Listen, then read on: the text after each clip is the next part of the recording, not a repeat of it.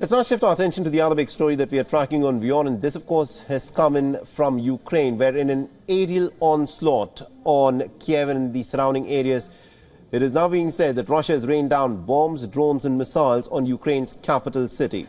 Rockets hit the high-rise buildings, sparking multiple fires. The air assault was reportedly a retaliation to Ukraine's strikes on the Russian city of Belgorod that resulted in 24 fatalities.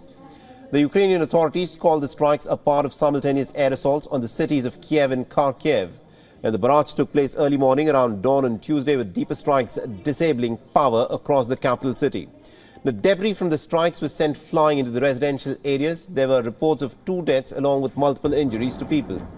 The Kiev's Mayor Vitaly Klitschko also warned citizens of explosions. On Telegram, he's urged them to seek shelter immediately. Vitaly Klitschko further added that gas pipelines had been damaged. A large part of Kiev's Pecheresky district was left without power. And Kharkiv's mayor, Ihor Terekov, has also confirmed the aerial assault on both cities.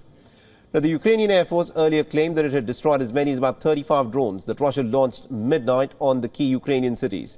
And these attacks have come just a day after the Russian President Vladimir Putin vowed revenge for an earlier strike of the Russian provincial capital of Belgorod.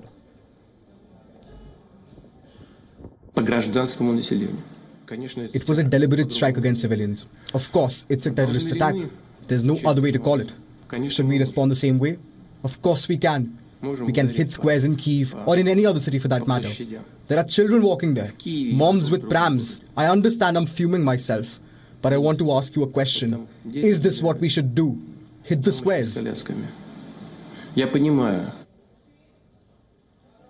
Ukraine launched its assault on Belgorod on Saturday after massive aerial bombardment, but Russia killed as many as about 39 people on Friday. Ukraine's attack that allegedly used cluster ammunition killed 20 people, including 2 children. 111 people were injured. And Russia's retaliatory strike, of course, came within hours of the attack on Kharkiv, and 2 Russian S-300 missiles struck the city center, injuring as many as about 21 people. We do want to end the conflict as quickly as possible, only on our terms. We have no desire to fight indefinitely, but we are not going to give up our positions either. You have fought, been wounded there and so on, so are we going to give up everything? And also to give us more perspective on this, we're being joined by Mr. Glenn Grant, who's joining us live from Riga in Latvia. Glenn Grant is a retired Lieutenant Colonel with the British Army and a former advisor to the Defence Minister of Ukraine. Now, Colonel Grant, thank you very much indeed for joining us here on WION. Let me begin by asking you this. Now, in the course of the last 1 week, we've seen a sudden sharp surge in the number of attacks of this nature that have happened. What is going on with this war? Are we looking at a bigger escalation that's now happening? I don't think so, because you need to understand that Russia has actually been conserving missiles for several months, for doing something as the year began. I think also your comment about that Ukraine made the attack on Belgorod needs a bit of more journalism looking at, because they can't actually reach Belgorod with the weapons that supposedly have been fired there. Right. And Ukraine has been doing its utmost not to attack civilians since the war started. I mean, you can see that from the war as it goes on. They've just been targeting military facilities. So this strikes me as being again another sort of red flag operation by the Russians to create the situation that people give them equivalence, moral equivalence to what they're doing. But that shouldn't happen. Because these 2 attacks, the New Year attack and then this one last night, were deliberately terrorist attacks. I mean, there are no attempts whatsoever to attack military targets. Right. And this is just terrorism. Now, if, as you say, that this attack on Belgorod could be a red flag attack by the Russians themselves, does it not actually, impact on the image that the Russian President Vladimir Putin would want to give to his own countrymen in terms of how the war is going? Now, what has been reported, and this has been reported worldwide, is that this attack on Belgorod, in which about 20 Russian people got killed, was carried out by Ukraine. This is something that's being reported not just by us, but pretty much every major media outlet around the world for the last 3-4 days. So the question that I want to ask you is, you're suggesting that this could be a false flag operation by the Russians. But what we are witnessing is the attack that took place in the Crimean Peninsula on the port of Feodosia, where a Russian warship was struck. And we're also looking at heightened military activity in the course of the last fortnight. So the question that I started off with was, are we looking at an escalation at a time when Ukraine is staring at the possibility that Western aid may no longer be available this year? Do you not think that this is an escalation that we're looking at? No, I don't.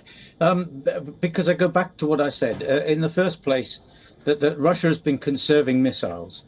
So it's after terror. And why is it after terror? Well, because it's losing on the front line in the battle. In the war, it's losing massive amounts of people and massive amounts of equipment. And so Putin badly needs to have some success, and this is the sort of thing he would do.